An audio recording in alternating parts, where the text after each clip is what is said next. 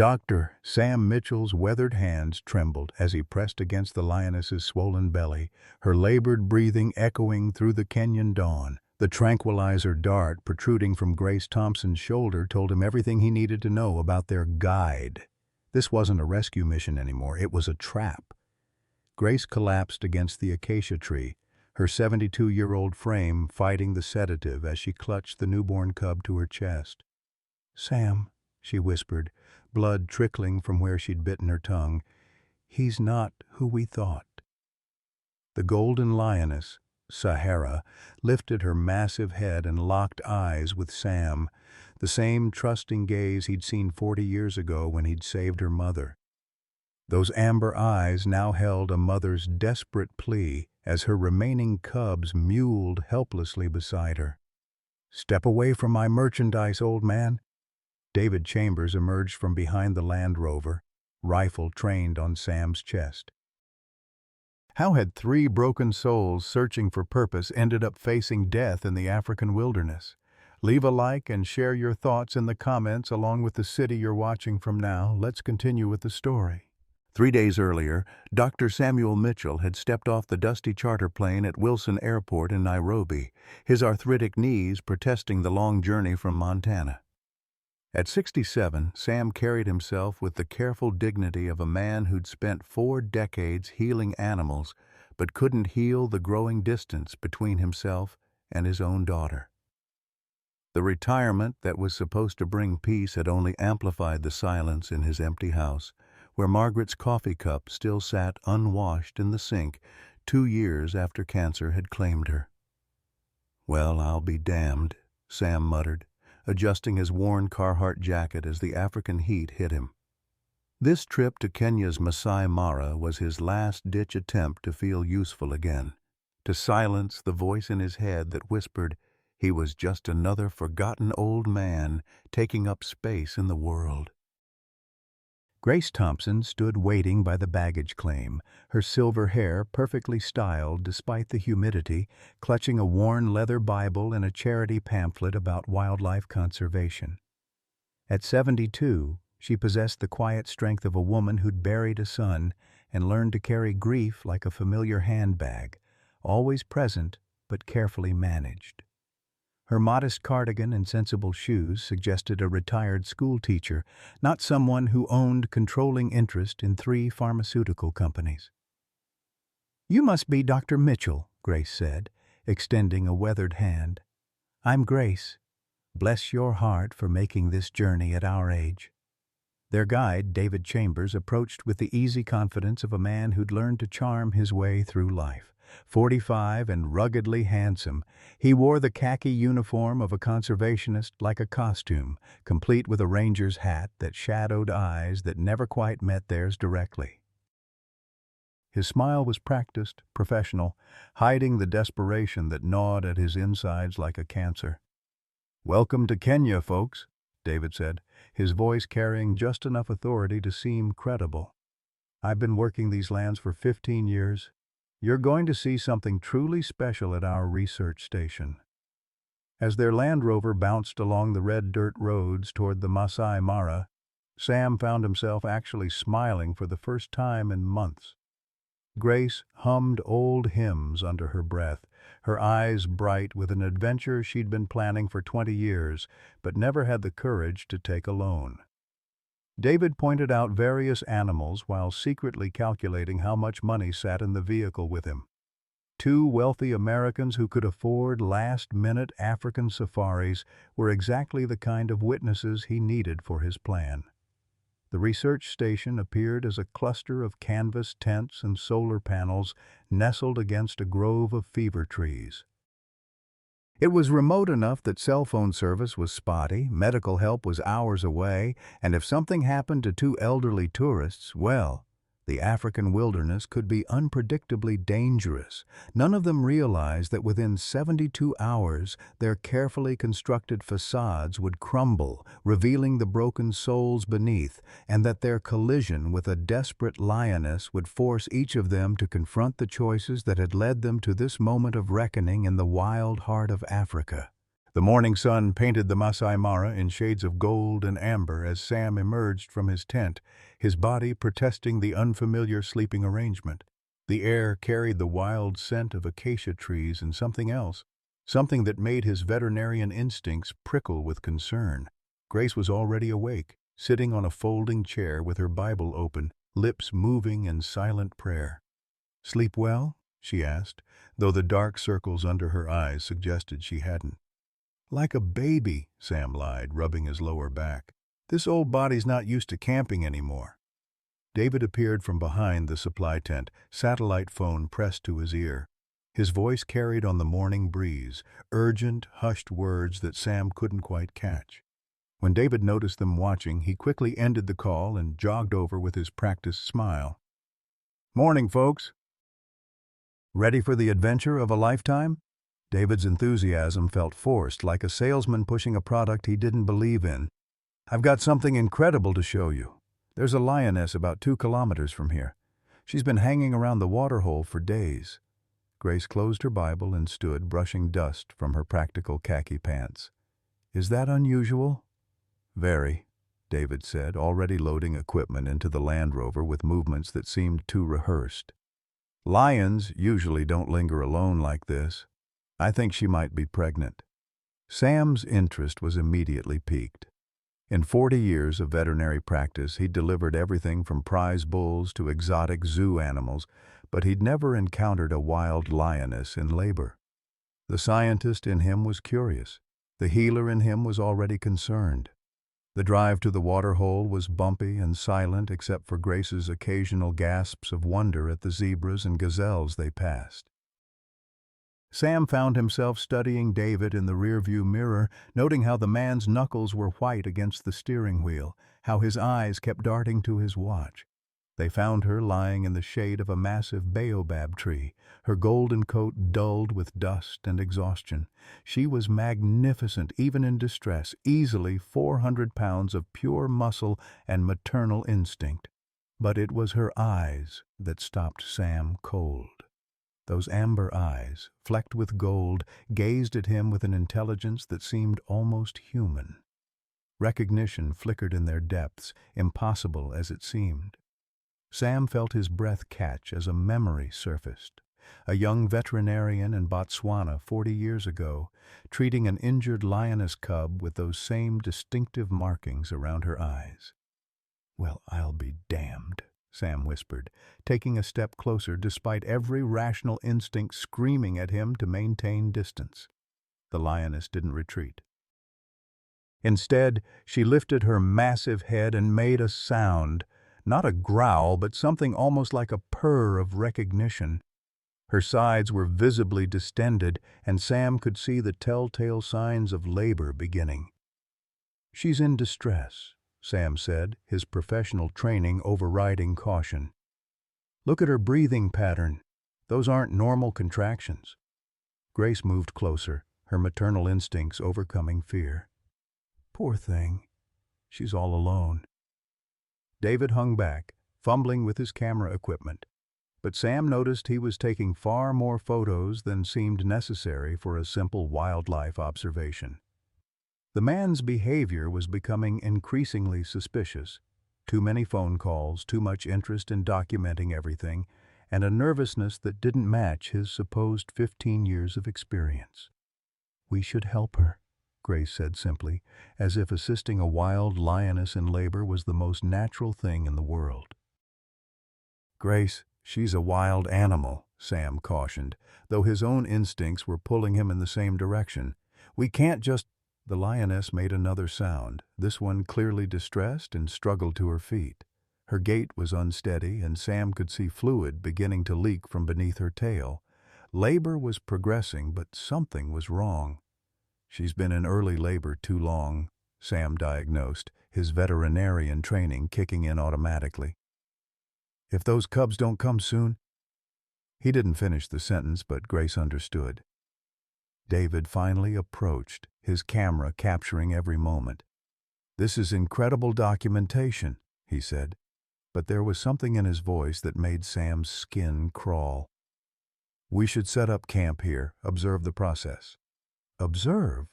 Grace's voice carried a note of steel that surprised both men. "Son, that animal is suffering." "We don't observe suffering. We help." The lioness looked directly at Sam again, and in that moment he was transported back 4 decades to a small clinic in Botswana, where he'd hand-raised an orphaned cub with identical markings. The possibility seemed impossible, but the connection he felt was undeniable. As the afternoon sun climbed higher and the lioness's distress became more apparent, Sam faced a choice that would define not just the next few hours, but the rest of his life. He could play it safe, maintain his distance, and potentially watch a magnificent creature die in agony. Or he could trust the recognition in those amber eyes and do what he'd been born to do, heal.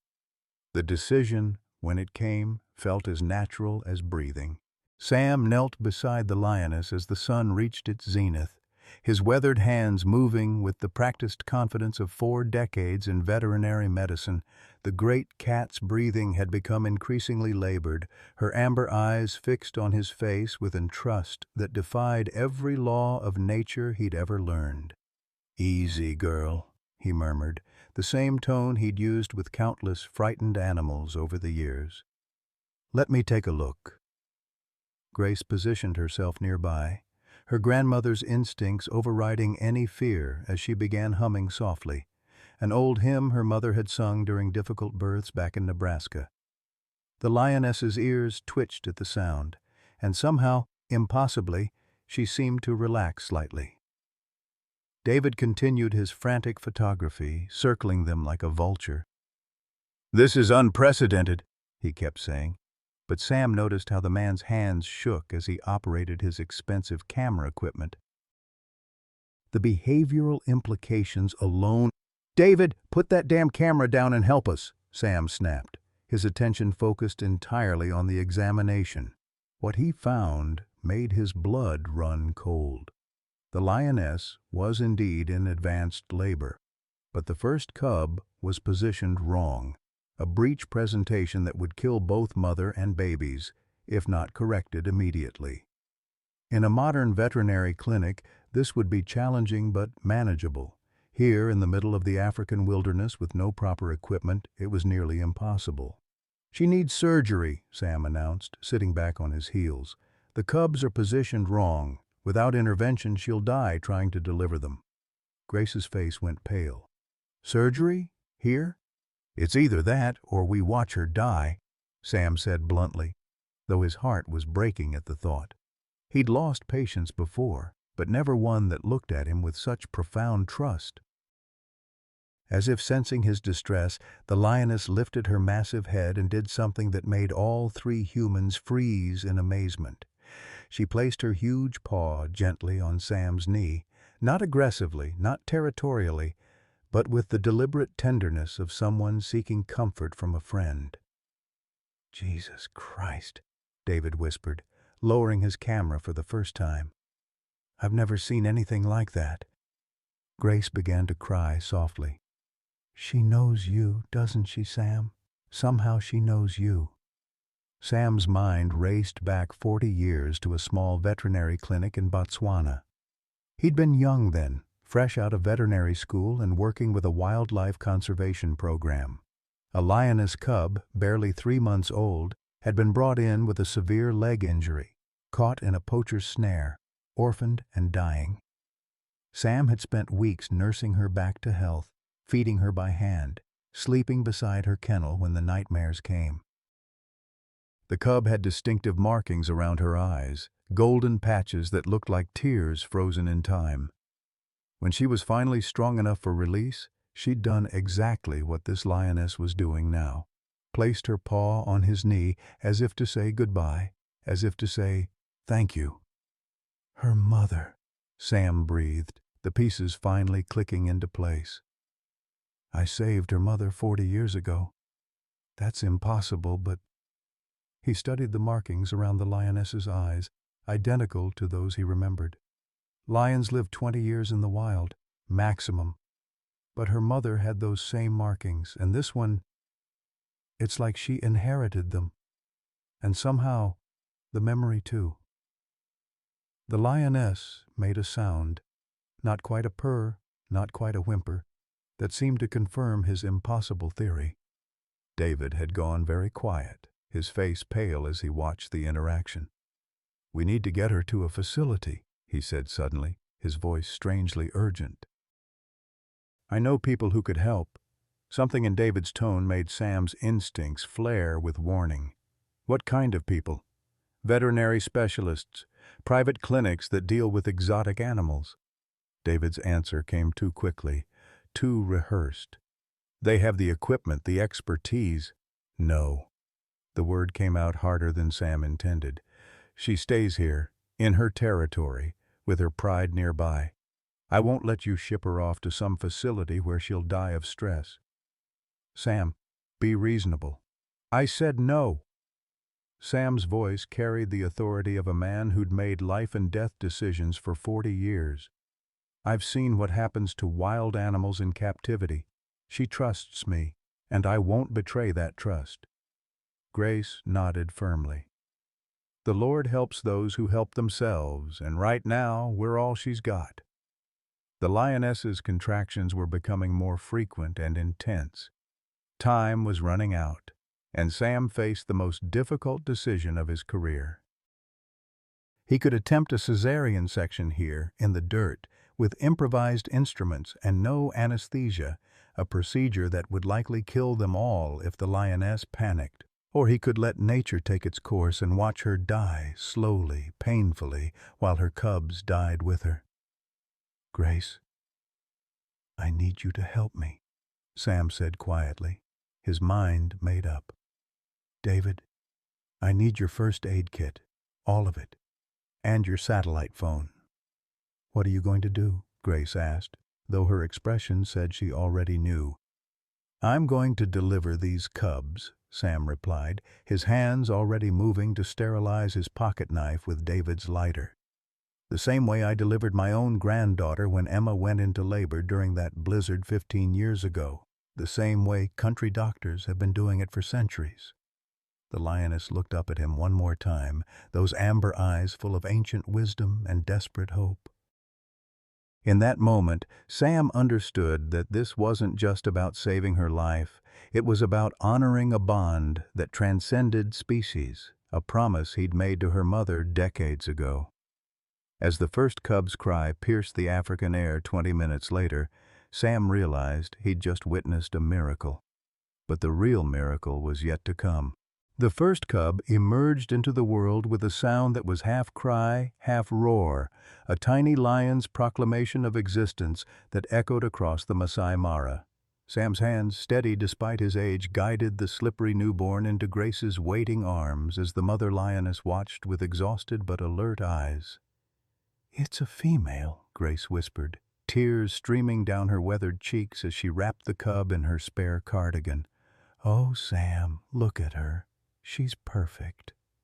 The lioness lifted her massive head and began the ancient ritual of cleaning her baby, her rough tongue working with gentle precision. Sam had witnessed thousands of births in his career, but nothing had prepared him for this moment, the raw, primal connection between species that transcended every boundary he'd ever believed in. "2 more coming," Sam announced, feeling the contractions beneath his palms. "Grace, we need clean cloths, warm water if you can manage it." "David?" He turned to find their guide backing away, his face pale and his satellite phone clutched in trembling hands. "I need to call for backup," David said, his voice unnaturally high. "Medical evacuation in case something goes wrong." Something in David's tone made Sam's instincts flare like a warning beacon. "What kind of backup?" Before David could answer, the second cub began its journey into the world. This one came easier, slipping into Sam's hands with the fluid grace of nature working as intended. Another female, slightly larger than her sister, with the same golden markings around her eyes that marked her bloodline. Grace was crying openly now, cradling both cubs as the lioness continued her maternal duties. "They're so beautiful, Sam, so perfect." The third delivery proved more challenging. The cub was larger, positioned awkwardly, and the mother lioness was beginning to show signs of exhaustion that worried Sam deeply. Her breathing had become shallow, and the massive effort of labor was taking its toll on her already weakened body. "Come on, Mama," Sam murmured, his hands working with practiced expertise despite the primitive conditions. "One more push. Your son needs you to be strong." As if understanding his words, the lioness gathered her remaining strength for one final tremendous effort. The third cub, a male, robust and vocal, entered the world with a roar that seemed to shake the very ground beneath them. Grace laughed through her tears, a sound of pure joy that seemed to rejuvenate them all. 3 healthy babies. Sam, you're a miracle worker. But Sam's attention had shifted to something else. David's increasingly erratic behavior. The man was pacing now, his phone pressed to his ear, speaking in urgent, hushed tones. The words Sam could catch made his blood run cold. "Cargo. Schedule. 3 specimens." "David!" Sam called out, his voice carrying a note of authority that made the younger man freeze. "Who exactly are you calling?" David's practiced smile faltered for the first time since they'd met. "Just the research station. Protocol for wildlife births, you understand?" "I understand a lot of things," Sam replied slowly, rising to his feet despite his aching knees. "I understand that you've been taking too many pictures. I understand that you keep checking your watch like you're on some kind of schedule. And I understand that a man who's supposedly been working wildlife conservation for 15 years just called newborn cubs specimens." The lioness, perhaps sensing the shift in atmosphere, pulled her cubs closer with her massive paws. Grace instinctively moved between the babies and David, her maternal instincts overriding any pretense of politeness. "Now, Sam, let's not jump to conclusions," David said, but his hand was moving towards something in his jacket pocket. "I'm just trying to ensure everyone's safety." "Whose safety?" Grace demanded, her voice carrying the steel of a woman who'd buried a son and learned that some lines could never be uncrossed. "Ours or theirs?" That's when Sam saw it. The tranquilizer gun in David's jacket, partially concealed but unmistakable to someone who'd spent decades in veterinary medicine. The pieces fell into place with sickening clarity. The remote location, the urgency about documentation, the suspicious phone calls, and now the weapon. "You're not a conservationist," Sam said quietly. "You're a trafficker." David's mask finally slipped completely, revealing the desperate, dangerous man beneath. "You don't understand the position I'm in. My daughter, she needs surgery that costs more money than I'll see in 10 lifetimes. These cubs, they're worth $500,000 each on the private market. And collectors pay premium for hand-raised lions. So you plan to steal them from their mother?" Grace's voice shook with outrage. "Use us as witnesses to make it look legitimate?" "You were supposed to be typical tourists," David snapped, his composure cracking entirely. "Take some pictures, go home, tell everyone about the amazing birth you witnessed in the wild. No one would question what happened to the cubs later." The lioness seemed to understand the threat, her ears flattening against her skull as a low growl rumbled in her chest. Despite her exhaustion from labor, every instinct screamed at her to protect her newborns. "But they know you now," David continued, his voice taking on a manic edge. "She trusts you. That makes them even more valuable, pre-socialized to humans.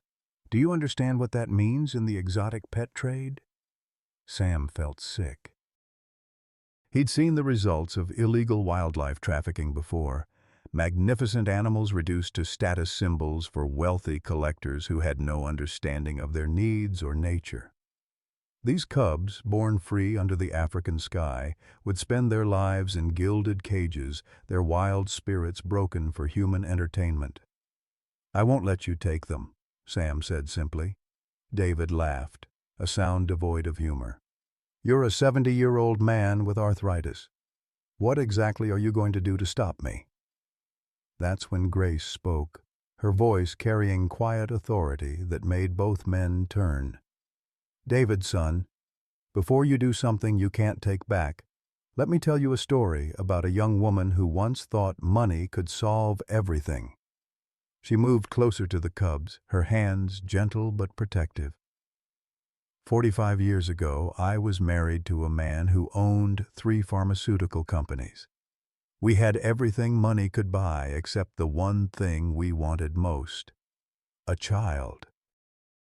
We spent fortunes on treatments, specialists, procedures that promised miracles.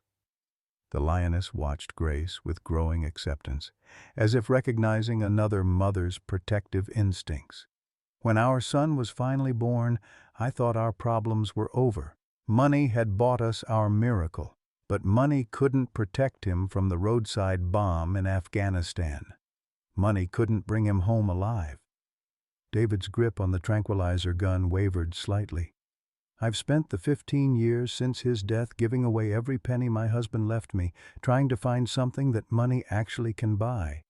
And you know what I learned?" Grace's eyes met David's directly. "Money can't buy love, it can't buy family, and it sure as hell can't buy redemption." "You don't understand," David said, but his voice lacked conviction. "My daughter is dying." "Then save her the right way," Grace replied firmly. "Don't make her live with the knowledge that her life was bought with stolen innocence." For a moment the only sound was the cubs' soft mewing and their mother's gentle rumbling purr. The African sun beat down on the unlikely tableau. 2 elderly Americans, a desperate criminal, and a lioness family caught between worlds. Sam watched David's face, seeing the war between desperation and conscience playing out in real time. He'd been in similar situations before, though never quite this extreme, moments where split-second decisions would determine who lived and who died. "David," Sam said quietly, "I delivered my own granddaughter during a blizzard 15 years ago. Want to know why?" David said nothing, but his attention was focused. "Because I was too proud to admit I needed help, too stubborn to ask my daughter to forgive me for missing her wedding. By the time I realized what mattered most, I'd already lost 5 years of watching my granddaughter grow up." Sam gestured toward the Lioness and her cubs. "Don't let desperation steal your daughter's respect the way pride stole my family's love. There are other ways to get help." The Lioness, as if sensing the critical nature of the moment, did something extraordinary. She stood slowly, her newborns safely nestled in Grace's arms, and walked directly to David. Without aggression, without threat, she placed one massive paw on his boot, the same gesture of trust she'd shown Sam hours earlier. David stared down at the magnificent creature, tears streaming down his face as the weight of what he'd almost done crashed over him. "I don't know how to stop," he whispered. "I don't know how to save her any other way."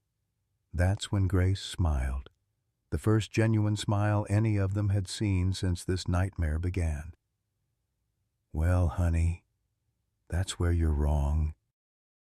Sometimes angels come in the strangest form. The tranquilizer gun hit the red earth with a dull thud as David collapsed to his knees beside the Lioness, his body shaking with sobs that seemed to come from the depths of his soul. The weapon lay forgotten in the dust as he buried his face in his hands, the weight of his intended betrayal crushing down on him like a physical force. "I can't do this," he whispered, his voice breaking. "God help me, I almost stole babies from their mother." The Lioness remained perfectly still, her massive paw still resting on his boot, as if she understood that this broken man needed her forgiveness more than her fury. Grace watched the scene with tears streaming down her weathered cheeks, the 3 cubs nestled securely in her arms, their tiny bodies warm against her chest. Sam moved slowly toward David, his veterinarian's instincts recognizing a soul in as much distress as any injured animal he'd ever treated. "Tell us about your daughter," he said quietly, settling his aching bones onto the ground beside the younger man. David's hands trembled as he wiped his eyes. "Lily, she's 8 years old and she has a rare form of leukemia. The experimental treatment she needs costs $2 million, and insurance won't cover it because it's still in trials." His voice caught. "She trusts me to save her, and I've been lying awake every night knowing I'm going to fail her." Grace shifted the cubs gently, her grandmother's heart breaking for this desperate father. "What happened to her mother?" "Sarah died in a car accident 3 years ago. It's just been Lily and me since then." David looked up at the Lioness, who continued to regard him with those ancient, knowing eyes. "When Lily got sick, I quit my job at the pharmaceutical company to take care of her. Burned through our savings, took out loans against everything we owned. The doctors say she has maybe 6 months without the treatment." Sam felt the familiar ache in his chest. The same pain he'd carried for years after missing so many crucial moments in Emma's life because he'd been saving other people's children instead of being present for his own. "You worked in pharmaceuticals?" "Research and development. I was developing new cancer treatments, actually." The irony wasn't lost on any of them. "I've spent my career creating medicines I can't afford to buy for my own daughter." Grace was quiet for a long moment, her fingers gently stroking the cub's soft fur as they slept peacefully in her arms. The Lioness had returned to her resting position, but kept her eyes fixed on the humans, as if understanding that their conversation would determine the fate of her family. "David," Grace said finally, her voice carrying a weight that made both men look at her directly. "What's the name of the hospital treating Lily?" "Children's Medical Center in Dallas." "Dr. Emma Carson is her oncologist. She's been incredible, but even she can't change the financial reality." Sam's entire body went rigid. "Did you say Dr. Emma Carson?" "Yes. Why?" The blood drained from Sam's face as the impossible coincidence hit him like a physical blow. "Emma Carson is my daughter." The silence that followed was broken only by the soft sounds of the cubs and the whisper of wind through the acacia trees. David stared at Sam as if he'd spoken in a foreign language, while Grace's eyes widened with understanding. "Your daughter is treating my daughter," David said slowly, as if testing the words to see if they made sense. That's impossible. In a world of 7 billion people. What are the odds?" Sam murmured, his mind reeling. "Emma specializes in pediatric oncology. She's been passionate about it since medical school, especially after—" He stopped, realizing he was about to share something he'd never told anyone. "After what?" Grace asked gently. Sam looked down at his hands, weathered from decades of healing. "After I missed her childhood because I was too busy saving everyone else's children. She became a doctor to save kids the way she wished I'd been there to save our relationship." The Lioness made a soft sound, almost like a sigh, and began grooming one of her cubs. The simple act of maternal care seemed to highlight the complex web of parent-child relationships that had brought them all to this moment. "I haven't spoken to Emma in 5 years, Sam continued, his voice barely above a whisper. "Not since I missed her wedding to perform emergency surgery on a prize bull. She said I'd made my choice a long time ago, and it was never going to be her." David was staring at him with growing amazement. "Dr. Carson never mentioned having a father who was a veterinarian?" "She only said her father was someone who understood what it meant to fight for lives." "She said that?" Sam's voice cracked slightly. "When Lily was first diagnosed, Dr. Carson stayed late one night to explain the treatment options. Lily asked her if she was scared when she was little and sick. Dr. Carson said yes, but that her father had taught her that being scared was okay as long as you kept fighting. She said he'd dedicated his life to healing, and that had inspired her to do the same." Grace watched Sam's face transform as he absorbed this revelation. "She's proud of you, Sam. Maybe more than you know." Sam pulled out his satellite phone with shaking hands. "I need to call her." "Sam, it's the middle of the night in Dallas," Grace pointed out gently. "I don't care. I've missed too many moments already." Sam dialed a number he still knew by heart, despite 5 years of silence. The phone rang 4 times before Emma's familiar voice answered, groggy with sleep. "Hello? Emma, it's Dad." A long pause. "Dad? Where are you? It's 3 in the morning." "I'm in Kenya, sweetheart. I know it's been a long time, but I need to tell you something important. I'm sitting next to the father of one of your patients, Lily Chambers." Another pause, then Emma's voice suddenly alert. "Lily's father? How is that possible?" "It's a long story, but Emma, there's something else. Something I should have told you years ago." Sam looked at the lioness, who seemed to be listening intently. "I was wrong. About everything. About choosing work over family. About thinking saving animals was more important than being your father. I've spent the last 5 years realizing that the most important life I ever failed to nurture was yours." He could hear Emma crying softly on the other end of the line. "Dad, let me finish, please." "I'm sitting here watching a lioness who just gave birth to 3 cubs, and she's teaching me something about what it really means to protect your young.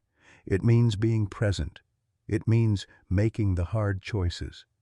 And it means never giving up on them, no matter what." Grace smiled through her tears, understanding that she was witnessing something sacred, the healing of a relationship that had been broken for far too long. "Emma, I want to help with Lily's treatment. I want to be part of the solution instead of just another old man feeling sorry for himself. Dad, the treatment cost, I know what it costs, and I know someone who might be able to help." Sam looked at Grace, who nodded encouragingly. "But more than that, I want to come home. I want to meet your husband properly. I want to know my granddaughter. I want to be the father I should have been 20 years ago." The silence stretched across continents and years of hurt feelings. Finally, Emma spoke, her voice thick with emotion. "I'd like that, Dad. I'd like that very much." David was listening to this conversation with growing amazement, seeing a path forward that he'd never imagined possible. The lioness, as if sensing the shift in energy, stood and approached Sam again, resting her massive head against his shoulder in a gesture that seemed like approval. As Sam continued talking with his daughter, Grace caught David's attention and beckoned him closer. "David, I want you to understand something about money and miracles. Money can't buy love, but love can sure as hell find a way to buy miracles." She shifted the cubs gently, and one of them opened its eyes, bright amber orbs that seemed to hold all the wisdom of the wild. "I've been looking for a way to honor my son's memory for 15 years. Maybe helping save another child is exactly what he would have wanted." David stared at her, hope and disbelief warring in his expression. "Grace, I can't let you—" "Honey, you're not letting me do anything. I'm choosing to do this because sometimes the most important thing you can do with your wealth is make sure it outlives you and someone else's happiness." As the African sun began its descent toward the horizon, painting the sky in shades of gold and crimson, 4 broken souls found themselves connected by threads of fate that seemed too intricate to be mere coincidence. The lioness and her cubs represented new life and hope, while the humans discovered that sometimes the most profound journeys begin with a single act of unexpected kindness. The first sign of disaster came with the distant rumble of engines, too many engines approaching too fast across the savannah. Sam was still on the phone with Emma, making plans for his return to Dallas, when Grace grabbed his arm with surprising strength. "Sam," she whispered urgently, "we've got company." 3 black SUVs emerged from the dust cloud, their windows tinted dark against the afternoon sun. They moved with military precision, forming a semicircle around the small group at the water hole. The Lioness immediately sensed danger, rising to her feet despite her exhaustion from labor, her amber eyes fixed on the approaching vehicles. David's face went ashen as the lead vehicle's door opened. "Oh, God," he breathed. "They're here." A man in expensive safari gear stepped out, tall, silver-haired, carrying himself with the arrogance of someone accustomed to getting exactly what he wanted. 2 armed guards flanked him, their weapons visible but not yet raised. Sam recognized the type immediately. Wealthy collector, the kind who viewed exotic animals as living trophies. "Mr. Chambers," the man called out, his accent crisp and British. "I trust our merchandise is ready for transport?" "Vincent," David said, his voice barely steady. "I can explain." "Dr. Vincent Hartwell," the man corrected, straightening his collar. "And there's nothing to explain. We had an agreement. 3 cubs, hand-raised and human-socialized, delivery today." His eyes swept over the scene, taking in Sam and Grace with obvious irritation. "Who are these people?" Grace stepped forward, still cradling 2 of the cubs, her elderly frame suddenly radiating the protective fury of a grandmother defending her grandchildren. "We're the people who are going to stop you from stealing babies from their mother." Vincent laughed, a sound devoid of warmth. "Madam, you clearly don't understand the situation. These animals are worth more than your house." "My clients pay premium prices for hand-raised lions. They make excellent pets for those with the proper facilities." "Pets?" Sam's voice carried 40 years of veterinary outrage. "These are wild animals, not playthings for rich psychopaths." "Rich psychopaths who pay very well," Vincent replied smoothly. He gestured to his guards. "Gentlemen, please assist Mr. Chambers in loading our cargo." The Lioness moved between her cubs and the approaching men, her exhaustion forgotten in the face of mortal threat. A low growl rumbled from her chest, a sound that spoke of millennia of evolution, of mothers who had died protecting their young since the dawn of time. "She won't let you take them," Sam said, positioning himself beside the great cat. "And neither will we." Vincent's mask of civility finally slipped. "Dr. Mitchell, is it?" "Yes, we know who you are. Retired veterinarian from Montana, recently widowed, estranged from his only daughter. A man with nothing left to lose, which makes him dangerous." The casual invasion of his privacy hit Sam like a physical blow. "How do you know about you? Mr. Chambers has been feeding us information for weeks. The lonely old man seeking purpose, the wealthy widow looking for adventure, perfect witnesses to legitimize our acquisition." Vincent's smile was predatory. "What we didn't expect was for you to actually deliver the cubs yourselves. That saves us considerable effort." Grace's grip tightened on the cubs in her arms. "David told you about us?" David was backing away, his face a mask of horror and guilt. "I had to give them something. They threatened Lily. They said if I didn't deliver the cubs, they'd make sure she never got treatment anywhere." "And now you've served your purpose," Vincent said dismissively. "Guards, tranquilize the Lioness. Use the heavy dose. We can't risk her injuring the cubs during transport." One of the guards raised a rifle, but before he could fire, something extraordinary happened. The Lioness didn't retreat or attack. Instead, she did something that shocked everyone present. She sat down directly in front of Sam and Grace, placing herself between them and the weapons, her massive body forming a living shield. "Remarkable," Vincent murmured. "She's actually protecting humans. The bonding is even stronger than we hoped." Sam felt tears streaming down his weathered cheeks as he realized what the Lioness was doing. After everything, the difficult birth, the trust she'd shown, the connection spanning generations. She was now willing to die to protect the humans who had saved her cubs. "You want them?" Sam said, his voice breaking but determined. "You'll have to go through her, and you'll have to go through us." Grace nodded firmly, her grandmother's instincts in full force. "Over my dead body." "That can be arranged," Vincent said coldly, nodding to his men.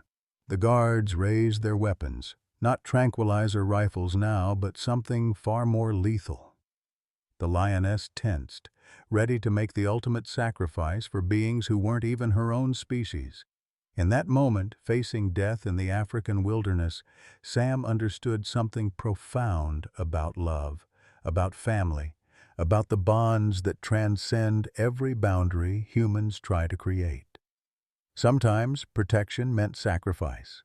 Sometimes love meant standing between evil and innocence, even when you knew you couldn't win.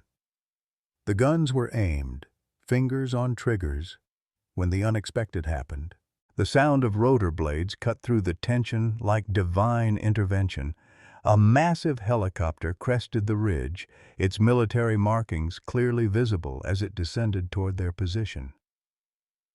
Vincent's guards immediately lowered their weapons, confusion replacing confidence as the aircraft settled onto the ground 50 yards away. "What the hell is this?" Vincent snarled, his composure cracking for the first time.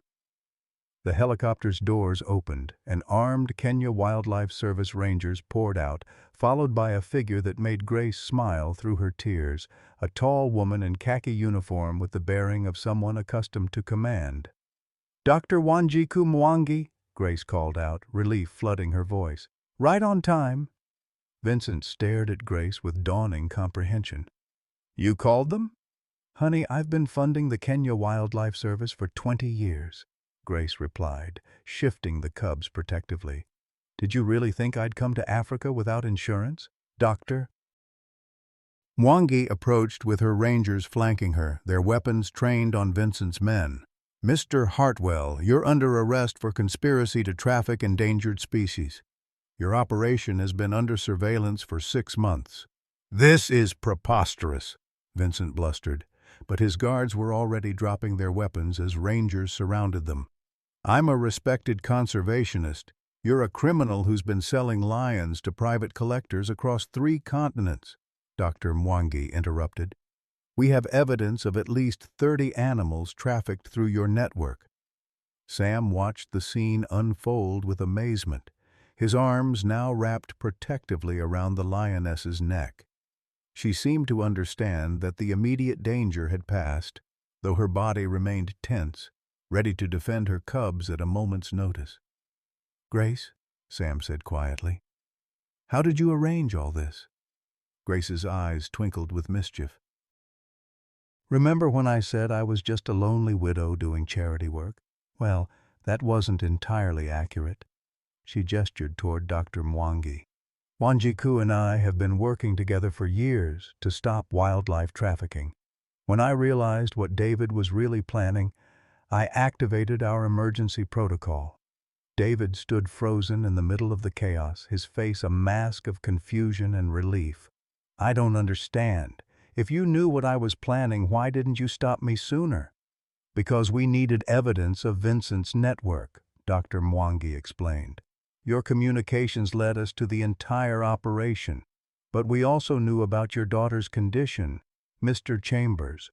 Grace insisted we find a way to help both problems." Vincent was being handcuffed when he turned back toward Grace with naked fury.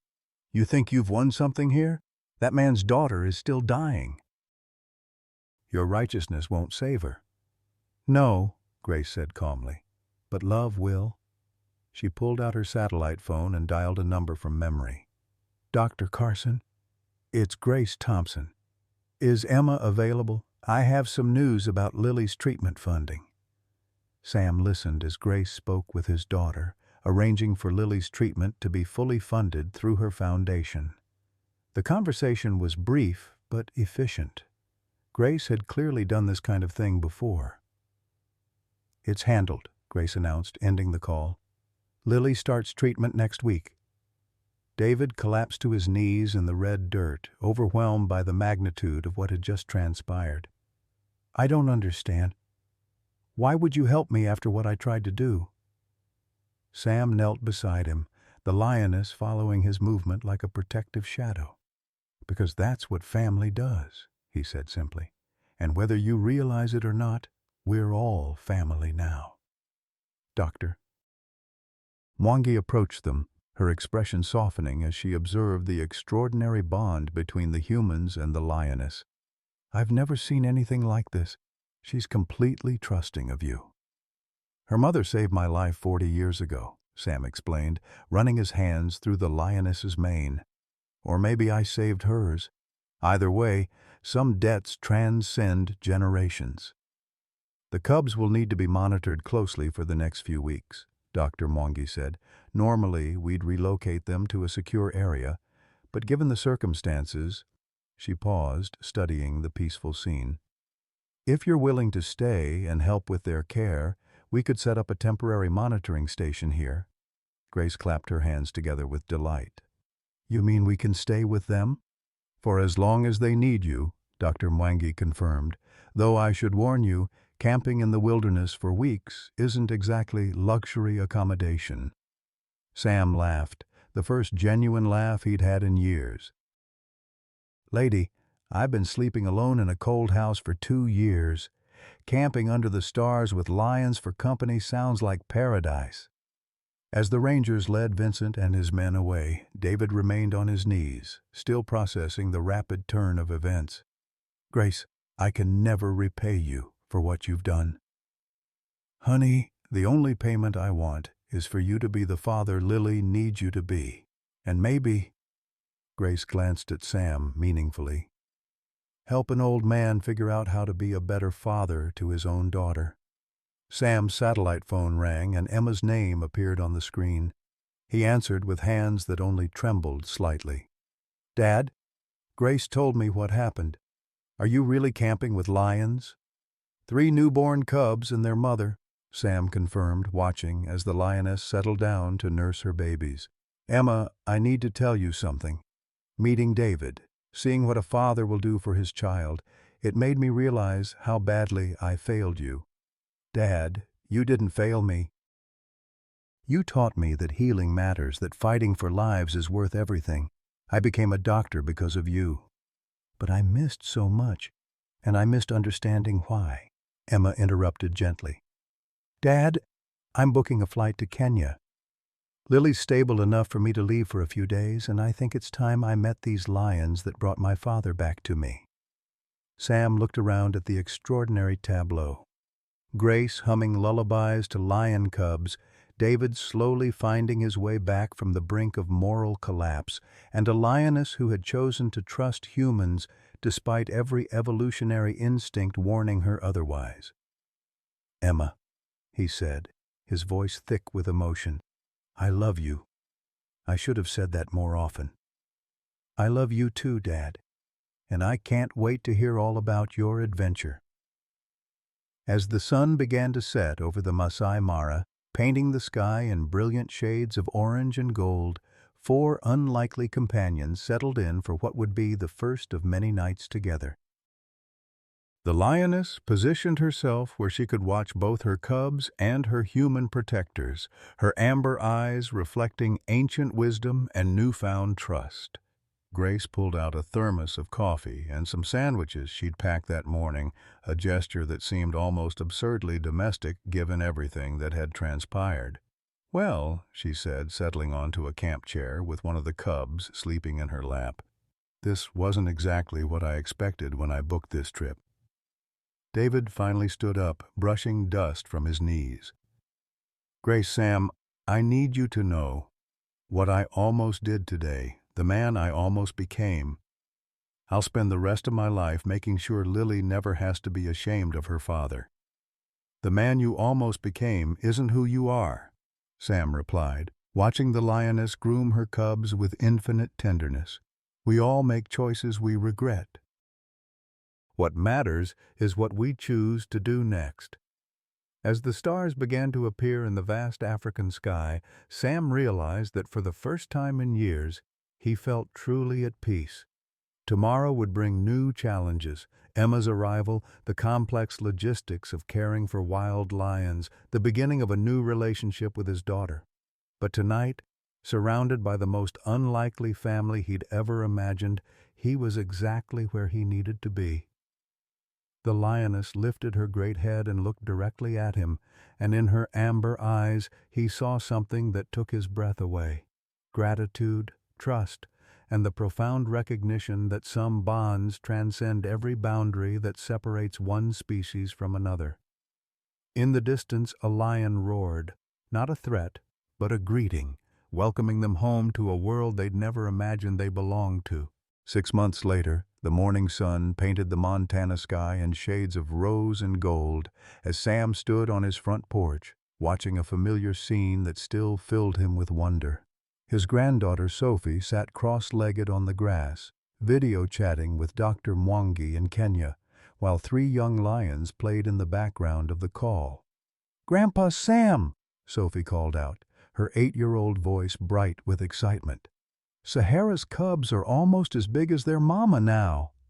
Sam smiled, settling into the rocking chair Emma had bought him for his 68th birthday, the first birthday they'd celebrated together in over a decade. The chair faced east toward Africa, though he knew that was just his imagination playing tricks on his heart. "Tell them I said hello," Sam replied, his voice warm with affection for the cubs he'd helped bring into the world. Emma emerged from the kitchen carrying 2 cups of coffee, her face glowing with the contentment of someone who'd found peace with her past. "Dad, Grace is on the phone. She wants to know if you're ready for the big announcement." Sam accepted the coffee gratefully, marveling at how natural these morning rituals had become. After returning from Kenya, he'd sold his house and moved into the guest cottage on Emma's property, close enough to be part of his family's daily life, but independent enough to maintain his dignity. "Put her on speaker," Sam said, and Emma pressed a button on her phone. Grace's voice filled the morning air, crackling slightly with the international connection, but unmistakably filled with joy. "Sam, honey, are you sitting down?" "I'm in my rocking chair with my granddaughter and my coffee," Sam replied. "Can't get much more settled than that." "Well, get ready for this. The Sahara Conservation Foundation just received its largest donation ever. $2 million from an anonymous donor who wants to establish a permanent research station at the site where the cubs were born." Emma nearly dropped her coffee cup. $2 million? Grace, that's incredible. "And that's not all," Grace continued, her voice dancing with mischief.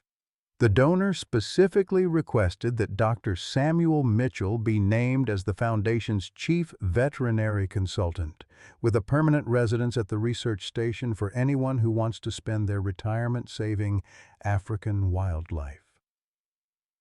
Sam felt his heart skip a beat. The possibility of returning to Kenya, of watching Sahara's cubs grow to adulthood, of continuing the work that had given his life meaning, it seemed too wonderful to be true.